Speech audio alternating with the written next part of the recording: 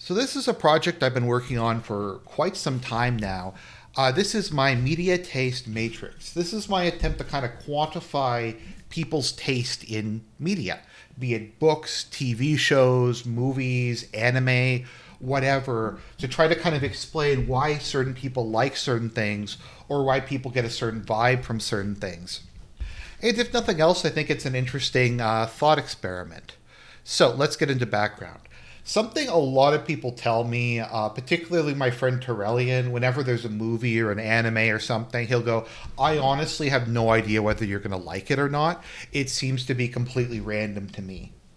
And I'm like, you know what, I can kind of see where he's coming from on that one.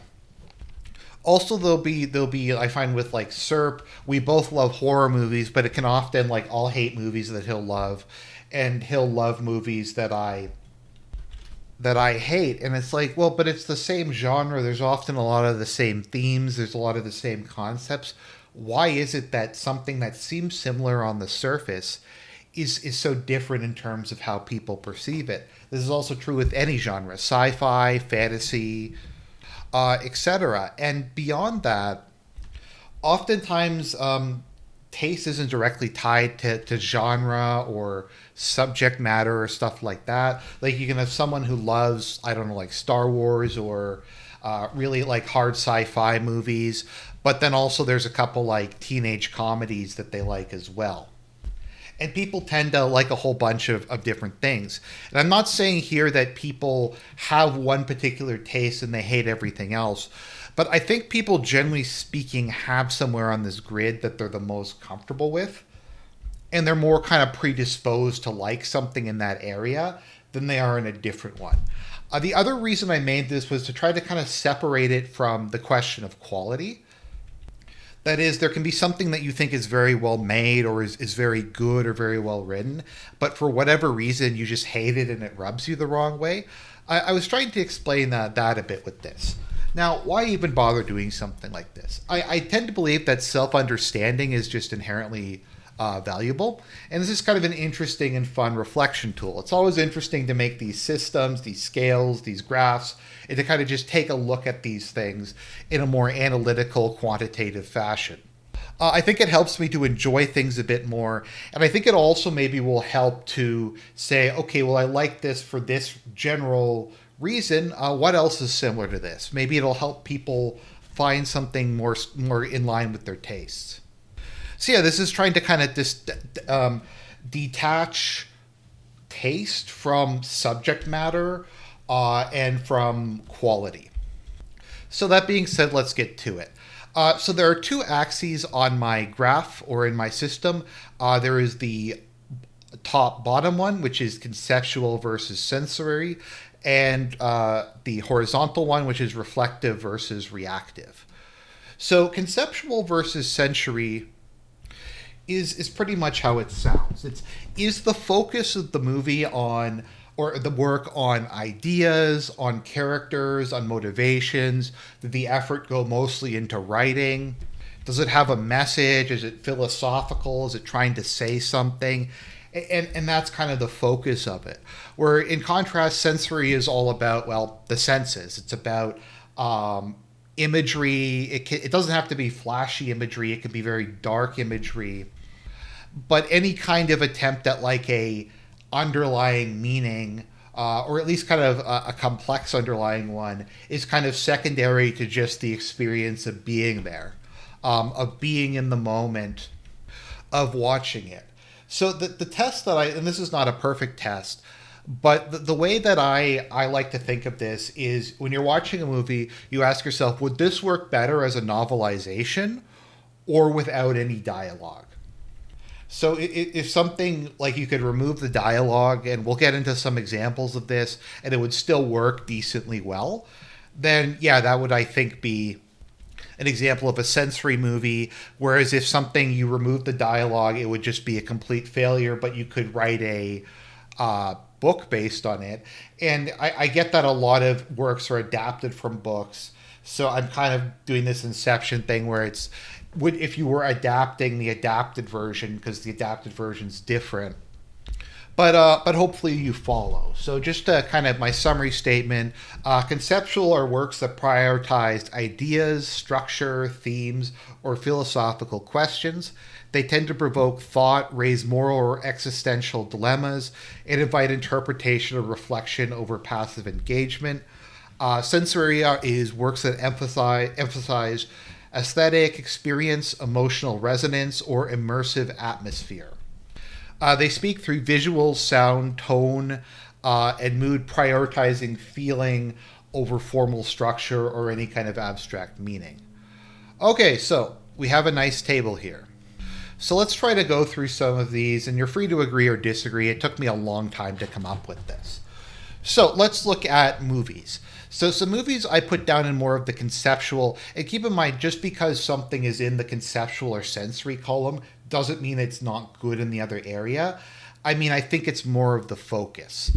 So some things I put down under conceptual would be Primer, which is one of the most conceptual movies ever made. It's all about time travel and determinism and complex timelines and mathematics and all kinds of stuff that you really have to be paying attention to, and maybe taking notes to follow. The Truman Show is kind of a deep social commentary on the entertainment industry, on how you can gaslight someone. Once again, it's not to say that these things don't have good visuals, but I think the thing that really drives them, and like this is true with Children of Men, is that there's like a what if. There's a what if, or let's take a look at this, or let's explore this. So in the more sensory category, I put some things like Nosferatu, the most recent one. The focus of that is definitely very sensory. It has some of the best cinematography I've ever seen. The plot and characters and story are kind of a bit of a meh for me, but it is very good in that way. Now, I get 2001 Space Odyssey is based on a book, but the movie adaptation I think would work probably decently well with no dialogue. There isn't even really dialogue in most of the film anyways. It's very much about the classical music and the kind of mellow sensory experience. And then we'll also have just stuff like Gravity, which is just a pure action movie, and the Batman, the most recent one, which once again I think is very heavily dependent upon the aesthetics. And then of course you have Baraka, which is completely sensory and has no narrative or plot or anything like that. So TV shows, some of these I admit I just use ChatGPT to suggest because I couldn't think of them. I needed a lot of examples to fill this out, and I don't watch very many TV shows. So I did The Outer Limits. Twilight Zone would also go there because they're very much based on morality plays or people getting their comeuppance or what if scenarios or things like that. It's very much a psychological or existential horror, more so than what is actually happening on stream. You have the Prisoner, which I have not seen, but it's about a guy who's a prisoner and is trying to escape, and it's a lot about free will and determinism and stuff like that. Black Mirror is basically the successor to The Outer Limits. Once again, very much about what ifs, abstract concepts, and that sort of thing. And then I have The Crown, which is about kind of the changes to post-war Britain, the Queen's personality, and just things of that nature. Under sensory, I put Samurai Jack, which has almost no dialogue at all, but is very highly stylized. Planet Earth, which once again I think is almost entirely sensory based. And I put a couple other shows that I think are more dependent upon the visual style. Now, when we get into video games, I think this is also kind of an interesting one to take a look at. So, under conceptual, and you can disagree with some of these, I think KOTOR is a really good example of this, as it's very heavily dialogue and thematically based. Vampire the Masquerade Bloodlines, the graphics aren't great, but there's just a lot of stuff going on there with the lore, with the different philosophies of the factions. You could argue the Persona series should go over there, but I don't. The games are very heavily based on like interpersonal relationships and themes like free will and the truth. and death and stuff like that. I don't think they would really. I think like the strength where they're the strongest is when you're having like the support conversations and those really interesting kind of interpersonal dialogues.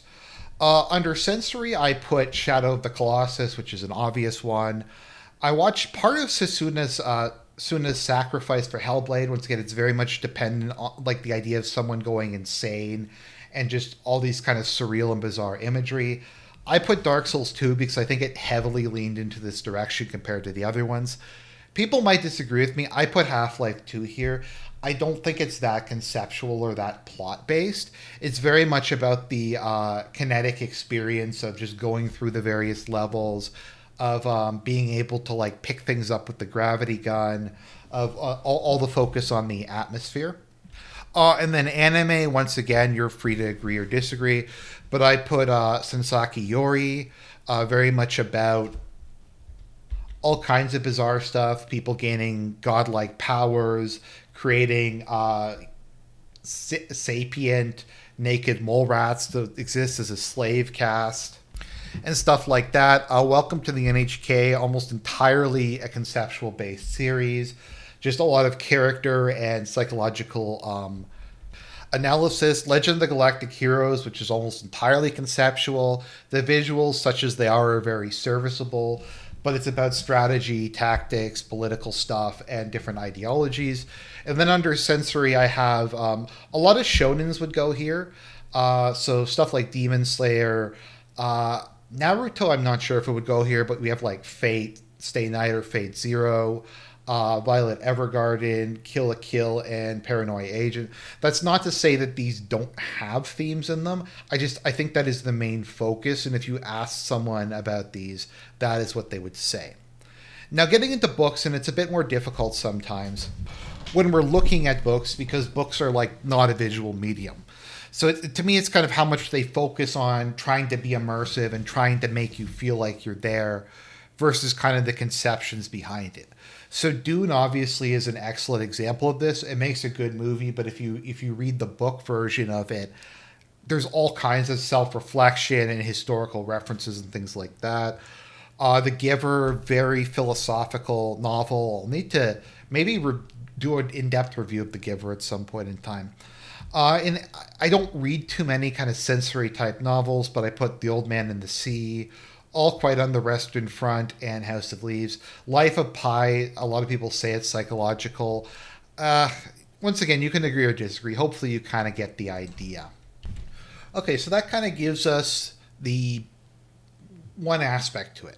Now, the other one that might be a little bit harder to understand is reflective versus reactive. And this is the x-axis. So this is how the work engages with the viewer over the course of the media experience. So reflective works, I think, are generally slower paced. They're introspective. They're more open-ended.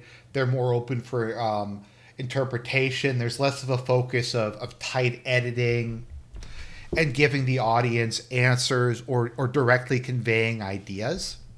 Or not necessarily that, but like actively kind of telling you what to think. It's more likely to kind of just throw a bunch of stuff out there and leave it up to you to decide. There's often like I wrote here, ambiguity, moral complexity, a lot of things where people will just spend decades arguing over different theories would go into this category, whereas reactive works would tend to, I think, more provide the answers. Or if it's not going to provide the answers, it's explicit that it's not providing the answers. So in contrast, reactive works are driven by immediacy and intensity. They aim to provoke a specific visceral or emotional response through tension, action, or dramatic escalation, keeping the viewer hooked in the moment. So this might be trying to represent a particular moral conundrum in a kind of a more literal, direct sense. Oftentimes, it's more trying to make you feel a certain way to convey a certain message. There's often kind of a thesis, but it's very much a kind of a prepackaged experience with a clear kind of goal in mind that's meant to kind of drive you in a certain direction. And it's also just kind of a pacing thing. Hopefully this makes sense and will make more sense as we go. But I thought this was kind of the best way that I could come up with it. You could also have inductive versus deductive or something to that effect. So just to read through kind of what I have here, works that are introspective, slow-paced, and emotionally or thematically contemplative. They often deal in ambiguity, personal growth, memory, or moral complexity, inviting the audience to sit with ideas or emotions over time. Reactive works are works that are driven by urgency, momentum, conflict, or emotional intensity. They are often centered on decisive events, survival, spectacle, or high stakes decisions, engaging the viewer through tension, catharsis, or adrenaline. Okay, so we have the comparison here between the two. So, reflective, I had a couple examples. A lot of these are things that are either slower paced or they're more kind of symbolic or there's kind of a degree of ambiguity to them. Like Goodwill Hunting is kind of a psychological analysis of will, and also just about class conflict, what people want in life, the nature of genius, and things like that. I don't think it really gives any kind of decisive answers. I mean, there is a conclusion and stuff, but a lot of that stuff is just kind of thrown out there, and it's kind of left up to you to make the decision. Road to Perdition has all kinds of different moral factors to it. And it can be kind of hard to tell who exactly was what Tom Hanks did right, was his son's perspective right. There's just a lot of different things going on there. And then Blade Runner 2049, the fact of the matter is it doesn't really give definitive answers for a lot of stuff. It kind of introduces a lot of different ideas. And the original Blade Runner, I think, was also like this to a certain extent. And it just says you're going to have to think about this for yourself. So for movies I put in reactive, I said John Wick, obviously high intensity, blood pumping, you're on the edge of your seat. I said something like maybe Taken, Edge of Tomorrow, Gladiator, Event Horizon. Mad Max Fury Road is a really good example of this. There's some quiet moments, but most of it is just kind of constant action scenes and chases and explosions and stuff like that. We'll get into a second, but I would say like Edge of Tomorrow and Equilibrium would more be kind of like a conceptual reactive movie because they're very heavily based on certain concepts, even if they are action movies. When we get into video games, we have Tiberian Sun.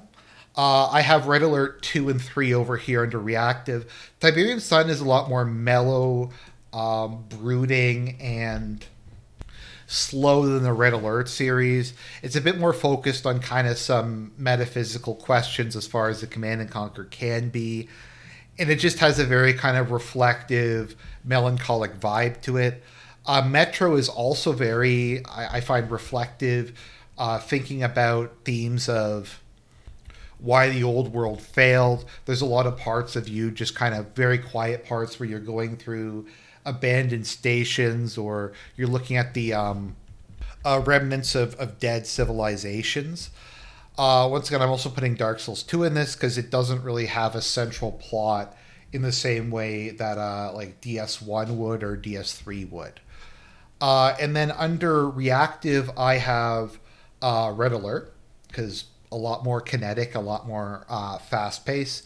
Bioshock has some reflective elements, but I think it's much more trying to sell a narrative to you.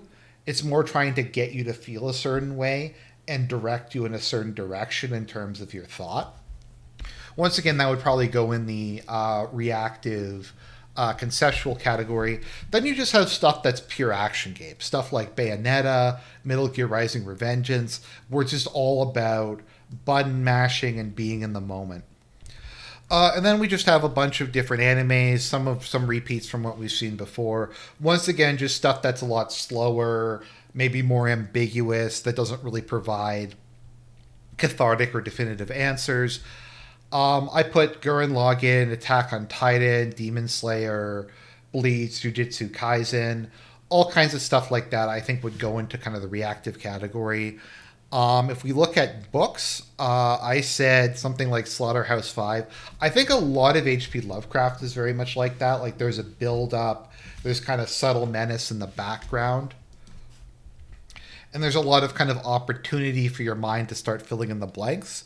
I also put in The Long Walk in the book version of Annihilation. These are a little hard because I don't read that many fiction books.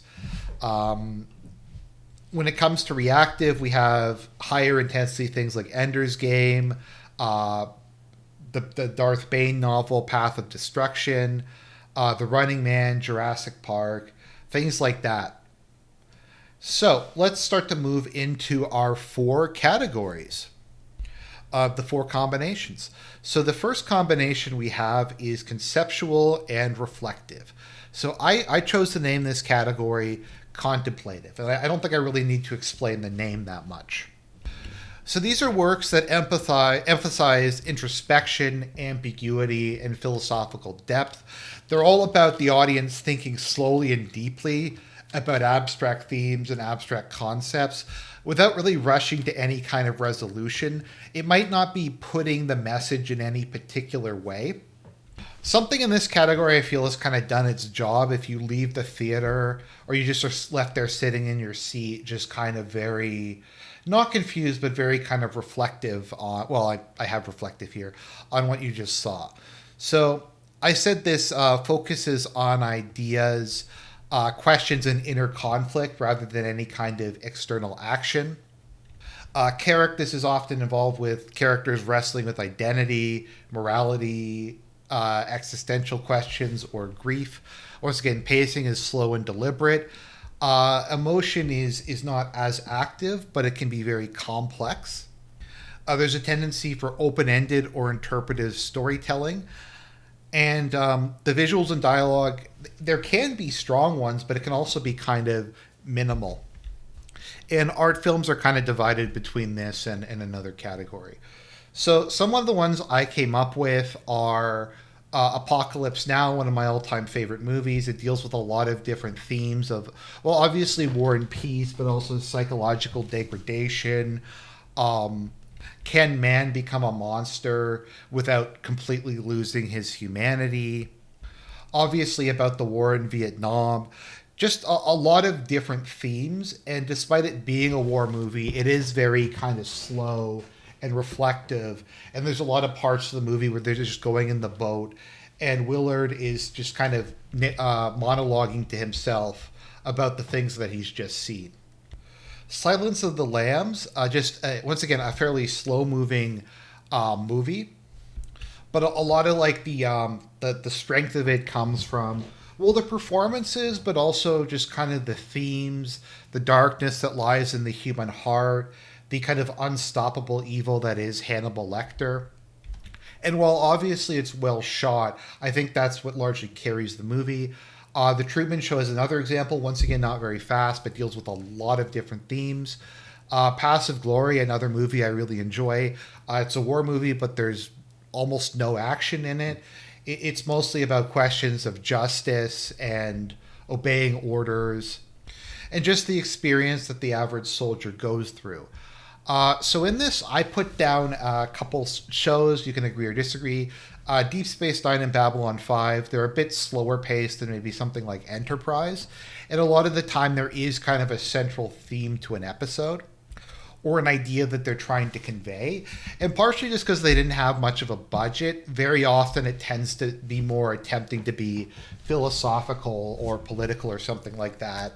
Better Call Saul, Breaking Bad would probably be in a different quadrant. But once again, it's slower. It deals with a lot of issues of morality, but also just the various schemes and 4D chess plans and stuff like that.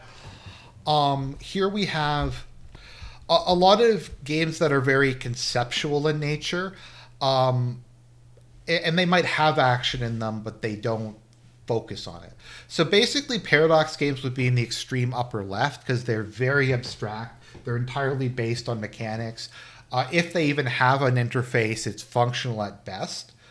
But it's just entirely conceptual, and it's entirely about you strategizing and trying to figure things out.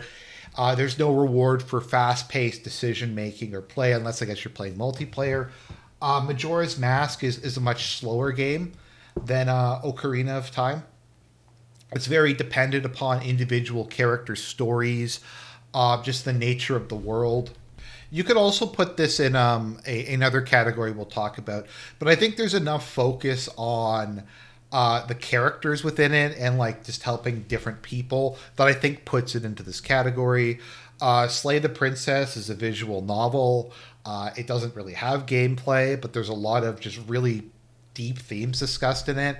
Then probably what I consider the greatest game ever made, Alpha Centauri, very much in this category as well.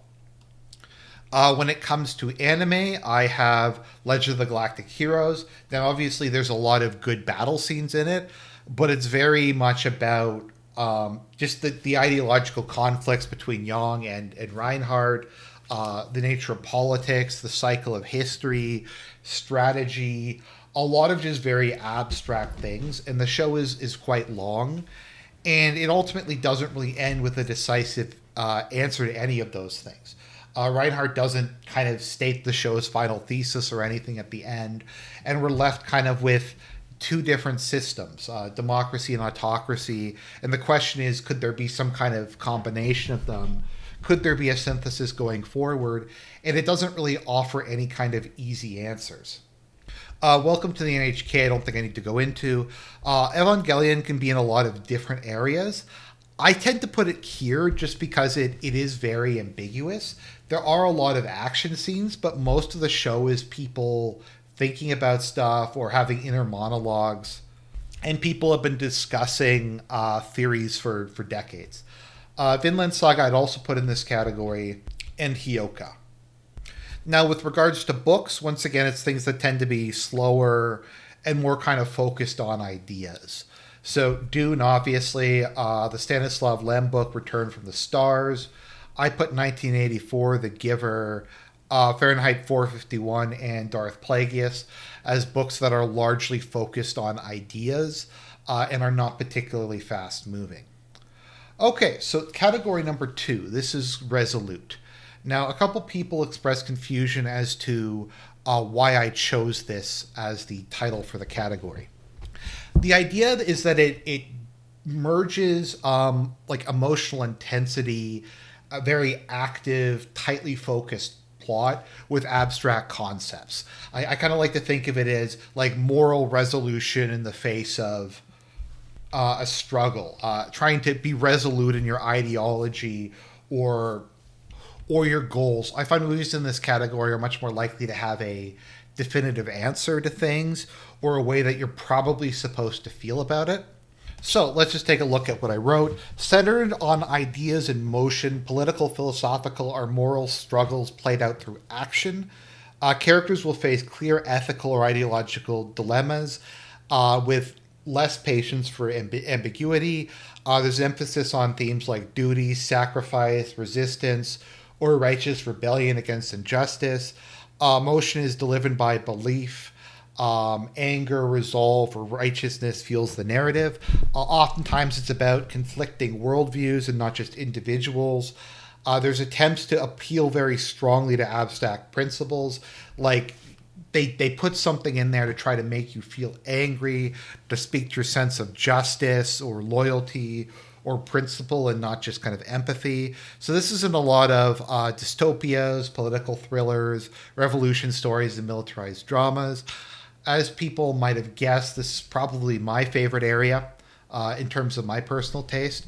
I'm probably about like here on it. I'm definitely conceptual. I'm leaning more in this category, in that direction. So I was able to actually come up with a lot for this because this is primarily what I watch. So this would be things like Nolan films, which are very, generally speaking, very tightly edited, very highly controlled, but also there's a lot of just thematic depth there. And even if it's something that I feel has less thematic depth, like Tenet, there is still an attempt very much to have the plot or puzzles or other things going on in the background really being the focus. Minority Report, action movie that is about determinism and free will and the nature of justice. It is very fast moving, and I think it tries to give more of a definitive answer, but I put it in there. I have stuff like Fight Club, I think, would go in this category. Once again, a lot more active film. I think it's trying to say something a bit stronger than some of the other things that we have here. Elite Squad 2, The Enemy Within. If you haven't seen it, I definitely recommend it. Brazilian movie. Once again, good film. If we go into TV shows, we have stuff like Squid Game, Battlestar Galactica, X-Files, Rome, Heroes, Mindhunter. Most of these have some sort of like background theme, or they're about interaction between characters. Like Squid Game is a fairly fast-paced story, but there's a lot of things going on in it, like themes of betrayal, loyalty. The games themselves are kept very simple in a way that I think try to make them more abstract in a sense. And there's just other things like how they try to strategize the way out of it, and there's a lot of the focus on character development.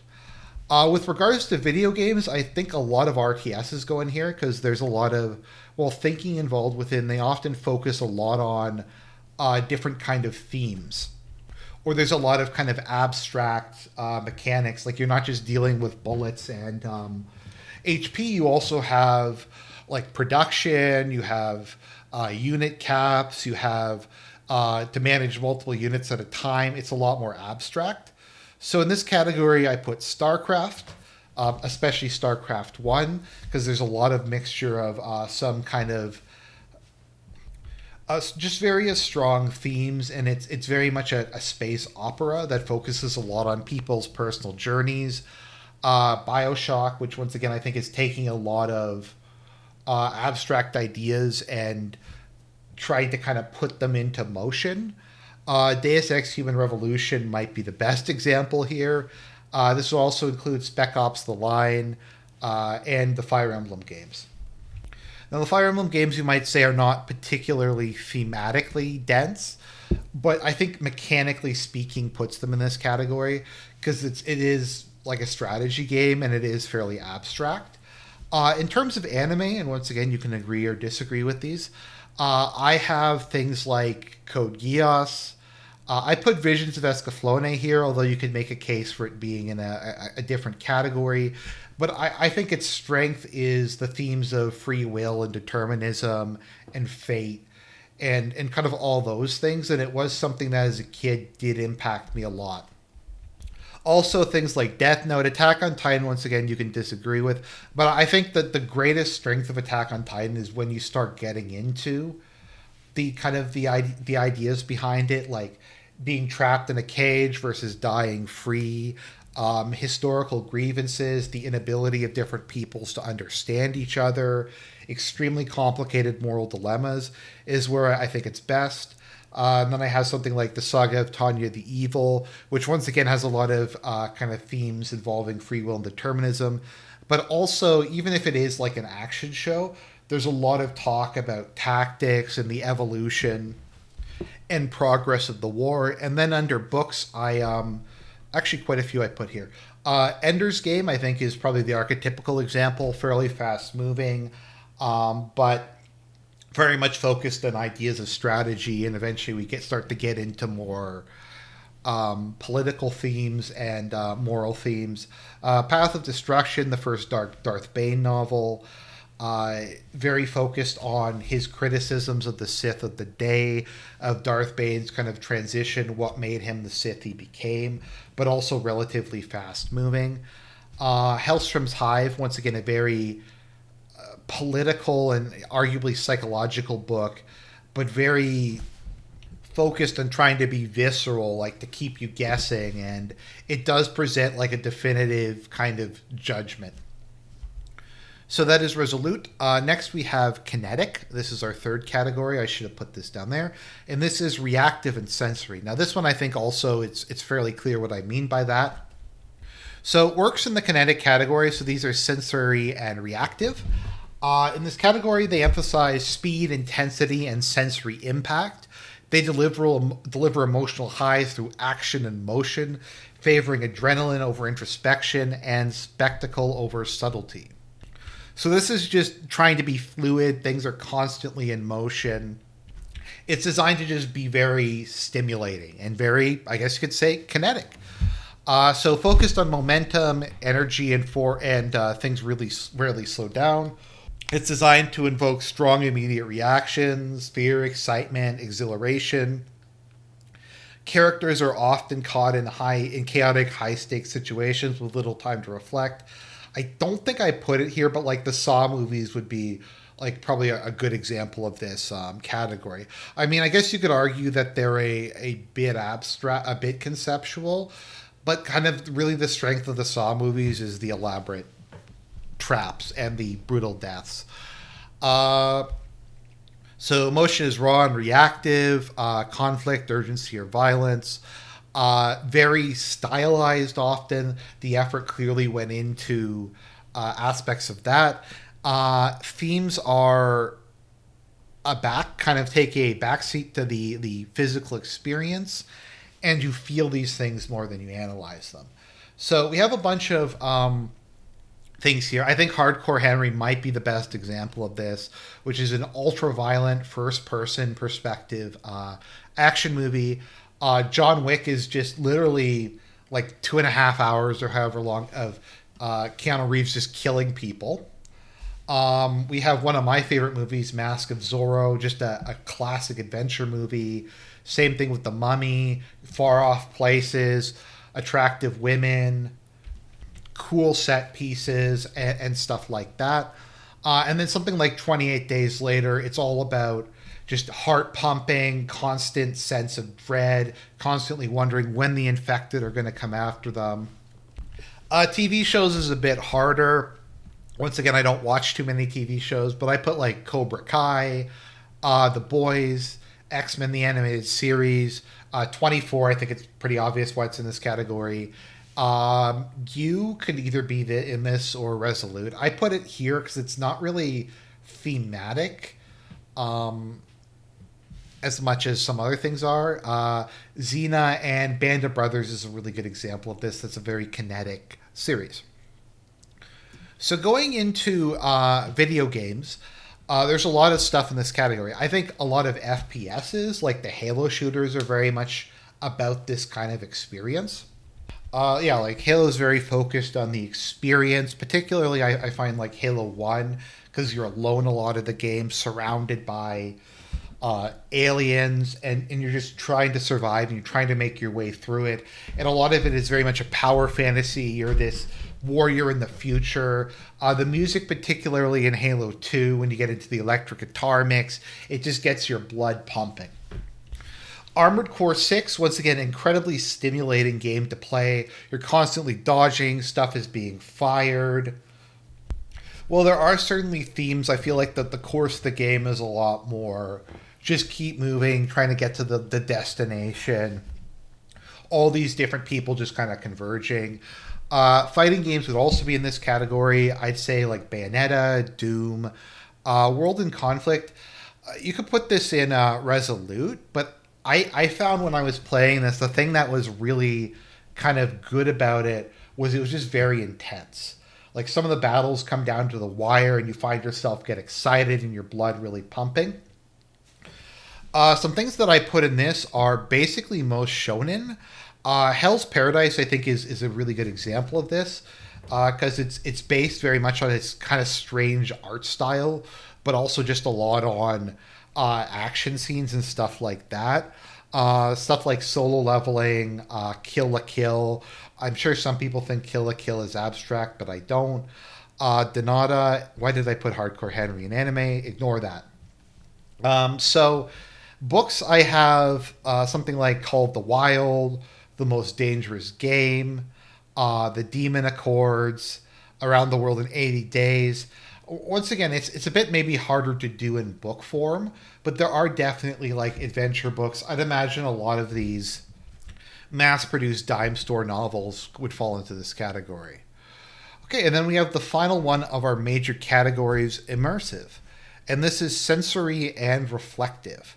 So Immersive works focus on atmosphere, mood, and emotional resonance, drawing the audience into rich, often surreal or symbolic worlds. Rather than pushing a clear message or a fast plot, they let you feel your way through the experience. So this is about tone, setting, and emotional depth over clarity. Characters are more shaped by experience and environment than any kind of ideology. There's often ambiguity. There's sometimes a dreamlike or symbolic quality. Invites introspection through aesthetic immersion rather than abstract ideas. Emotion is deep but can not always be direct. Awe, sadness, wonder, dread. This is very commonly found in kind of more, I guess you could say, surreal things. So let's look at some examples. So Wall-E, there's not that much dialogue in it. The story is very much told through the backgrounds. We have all the scenes of like Wall-E and Eva falling in love. We have all the scenes of Earth and what it's been reduced to. And it's just very heavily kind of dependent on that. And you just kind of go with the flow and experience the movie. I put Requiem for a Dream here, although this could also go into another category. But to me, it's just supposed to be like very reflective.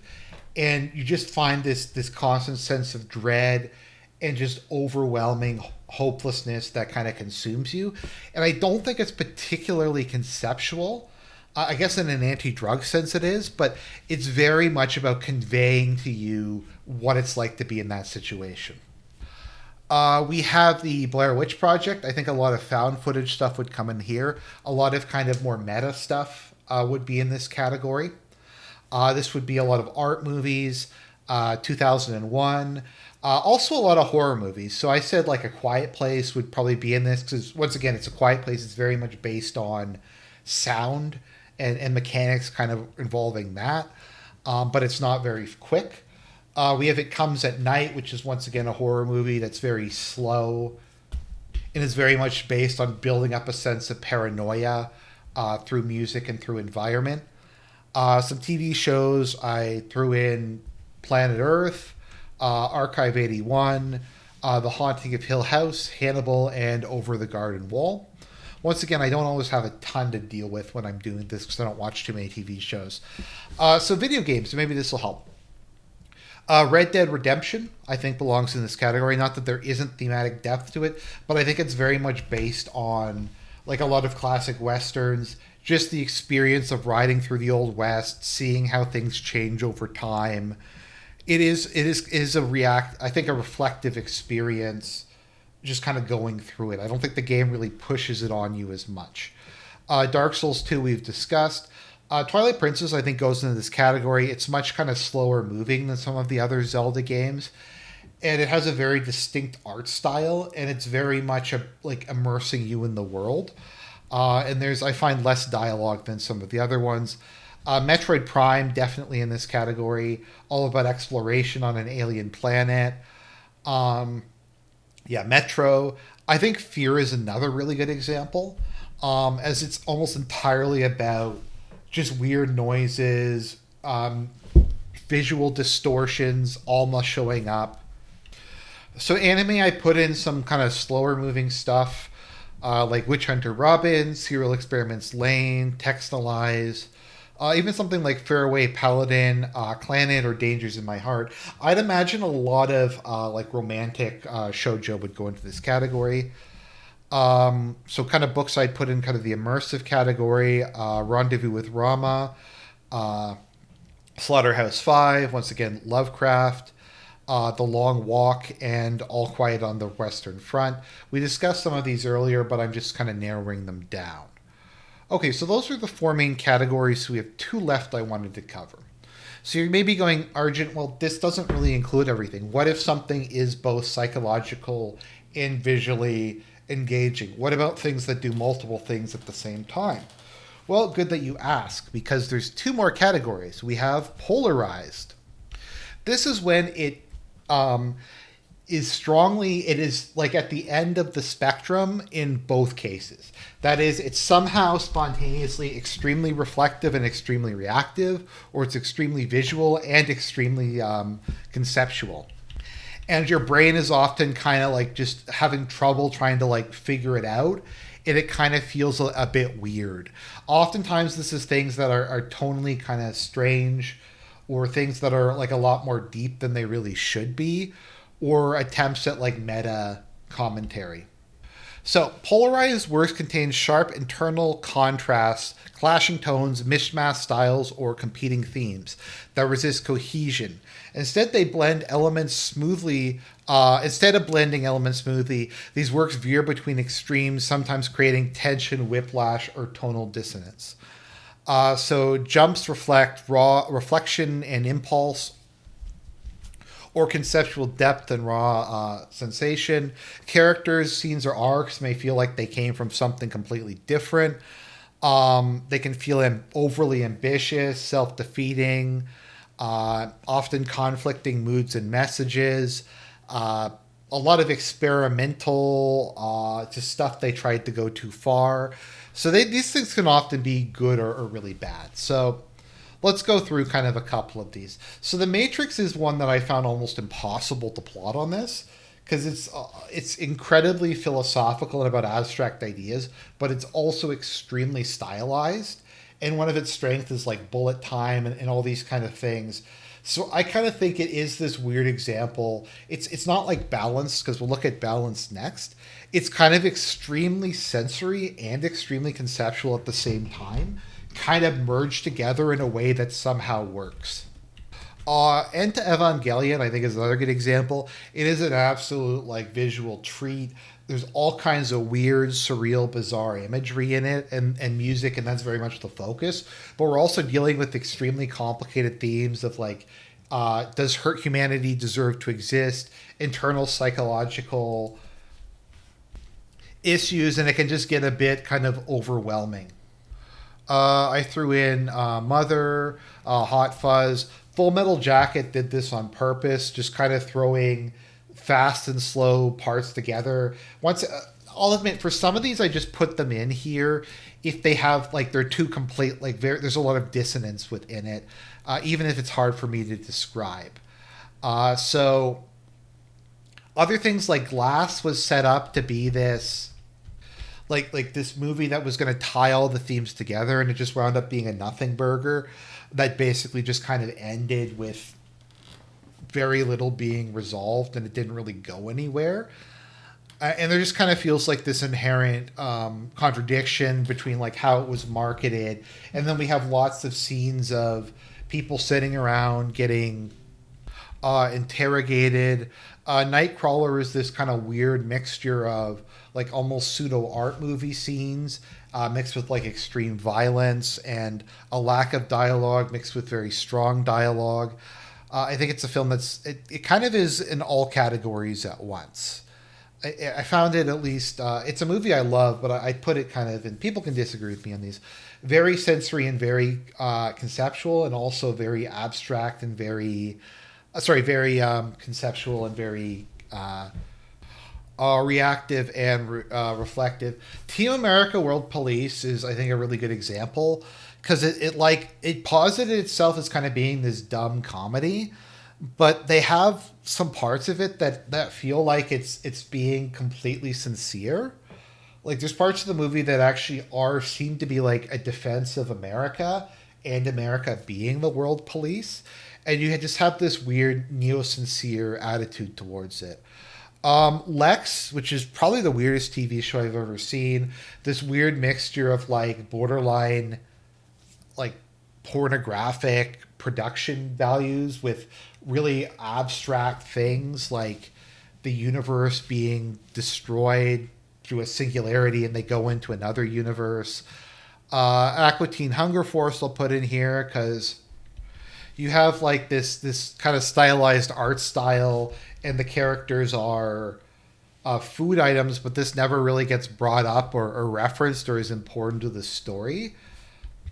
You have the Max, which is once again highly stylized, and you just have all this. Just maybe this category, I'm kind of trying too hard for this one. It's stuff that's weird, and it kind of merges different things together in a way that doesn't really make sense, and sometimes it works and sometimes it doesn't. Like Recess, for instance, is like a kids show where there's just random like existentialist monologues in parts of it, or really kind of themes that probably don't really belong in a kids show, and that's kind of like what I mean. Metal Gear Solid like mixes extremely juvenile like 1980s action movie tropes and Kojima being a pervert with like these attempts at free will and deep political commentary. And you'll just have this mixture of really goofy and really serious in a way that feels very dissonant. Dissonance. Bioshock Infinite is once again, I feel something that it's just odd in how it's paced. I also put Nier Automata and Super Mario Sunshine.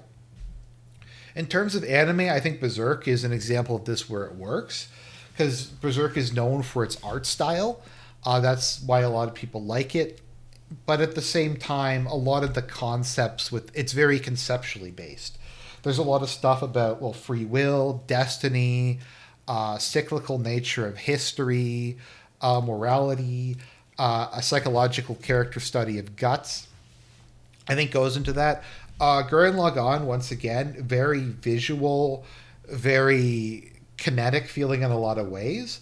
But there's also just a lot of like very deep philosophical concepts that are just kind of thrown in there. And it can feel kind of jarring at times. I put in stuff like Magico Magica, which is a magical girls show that turns out into be about the existential existence of the universe. Digimon Tamers, which was supposed to be a kid's show. So maybe this is less kind of about strongly in two directions. These are things that don't fit necessarily into a category, but they don't fit into a category because there's really heavily contrasting elements when you're looking at it. And any Philip K. Dick book is like this because they're all written in this incredibly pulpy, lowbrow style, but have just these bizarrely complicated themes. Okay, we get to our final category, Harmonized. So these are works that successfully combine multiple modes of engagement together, blending thought and feeling, action and atmosphere, conviction and introspection. Rather than sitting firmly in one quadrant, they move fluidly across the matrix, often switching gears without losing coherence. So this is stuff that's I think closer to the middle. So something might be conceptual, but its pacing is fairly well balanced. I think often this is the category where a lot of the really popular stuff goes because it kind of appeals to everybody, but it appeals to everybody in a successful way. So some examples I have here: Terminator 2. There's once again the aesthetics are really good. The cinematography is important. There's a lot of stuff to just love about it in that way. But in the same time, there's themes about determinism, free will, AI, the character studies of the different characters. There's a lot more going on beyond that. Lord of the Rings is very much a spectacle, but once again, there's also kind of a lot going on behind the scenes in terms of like themes. And Lord of the Rings as a trilogy, as a story, can't be really understood without divine intervention. Jurassic Park, I feel blends a lot of like sci-fi concepts, bringing back dinosaurs, how we try to deal with that, various scientific ethics. Star Wars is also in this category. Once again, there's a lot of concepts there. They might not be necessarily deep, but they're there. And that's kind of balanced once again with the very distinct visual style and the action scenes. Sam Raimi's Spider-Man, which I misspelled, is also very much in this category, which I think are like Spider-Man 2, I feel is almost as close to a perfect movie as you can get. And I'd also put like Indiana Jones into this category. In terms of TV shows, once again, it's a little bit difficult, and I notice now I put Battlestar Galactica here as well, but it can be balanced in some regards and not balanced in others. So Avatar: The Last Airbender, I think part of its popularity is it does have a lot of kind of themes to it and a lot of focus on the different characters, but it's also very stylized and the battles, there's a lot of like attention done to it and a lot of kind of creativity within that regard. uh there's also just kind of episodes very, very wildly, like in terms of pacing. Like some will be high paced, kinetic, fast moving, and then others will almost be more kind of slice of lifey, or just focus on our characters traveling from place to place. I think Cyber Six is another good example. If you haven't watched Cyber Six, I need to do a review on it. It, I think, is a good example of that. There's a lot of like philosophical, existential issues being discussed, but it's also very stylized. The pacing goes between kind of slow slice of life and very rapid, but not in a jarring way. I put also Ocarina of Time, which once again I think is pretty close to like a perfect video game as you can get. Not necessarily my favorite, but like perfect in terms of everything balances each other out. You have lots of interesting concepts in it, like time travel, this like the classical hero's journey, a lot of just stuff like where you do things in the past that change in the future. Also, just a very good balance of pacing. Like some of the dungeons can be pretty fast. Like you'll have, I don't know, Ganon's castle or the Great Deku Tree or something like the Dongo's Cavern. But then you'll also have something like the Forest Temple or the Spirit Temple, which are much slower and more kind of horror-ish or just odd. But you can have all those things in the same game, and it doesn't feel like they're out of whack with each other. Paper Mario, I think, is another good example. Does a really good job of mixing really fun, often deep. Well, I don't know if deep is the right term, but a lot of fun gameplay variety. It's an RPG system, but it's also very funny. It's very much inspired by like the whole paper style is important, but also like the individual stories of the partners are really good. The jokes are really good. A lot of just the side characters are also excellent. So I think it's very well balanced. I think Fallout New Vegas would also go into this category, as would Psychonauts. So once again, you have a lot of stuff that is, I think, within the most popular category. With regards to anime, I think something like Spy Family is emblematic of this. You have a pretty good mixture of slice of life and very and kind of like tense action scenes or spy scenes. There's a lot of time given to people trying to outwit each other, to the specific nature of operations, to the interaction between the characters. We have Dororo in here, which I have to review at some point. And then I also have Rosen Maiden, which I think is, once again, you could maybe put this in Polarized, but I feel like they managed to achieve a good balance of the different factors. The issue is just it wasn't properly finished. I put Girls in Panzer and Oshinoko in this category.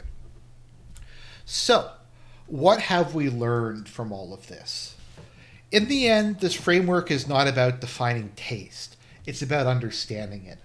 By mapping where different works land in terms of tone, structure, and emotional appeal, we gain insight not only into what we enjoy, but why we enjoy it. Whether your preferences lean towards the contemplative or the kinetic, the conceptual or the immersive, the value lies in that self-awareness. Taste may be personal, but patterns emerge, and these patterns can illuminate new stories, genres, or experiences that we might have otherwise overlooked. Going forward, I hope to incorporate this into future reviews, as I think it'll provide interesting insight into what the particular work was trying to achieve, and why you personally might like it or not. So once again, I'm not saying that like people absolutely will only like stuff from a certain category. I'm just trying to say, like, what is the feel of something? Like what is it about it that might appeal to you? People will like. I like lots of movies from these other categories, but I cluster pretty strongly like up here. And so most things that are kind of in this category, I'm predisposed to liking. So if there's something that's maybe kind of mediocre in this category, I'm more willing to give it a pass and enjoy it anyways. Whereas if something is good in like this category, I'm more likely to just say it's not for me and not check it out.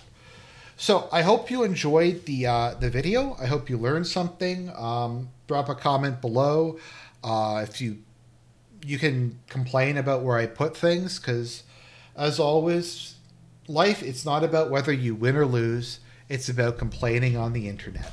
God bless everybody, and I'll talk to you all again real soon.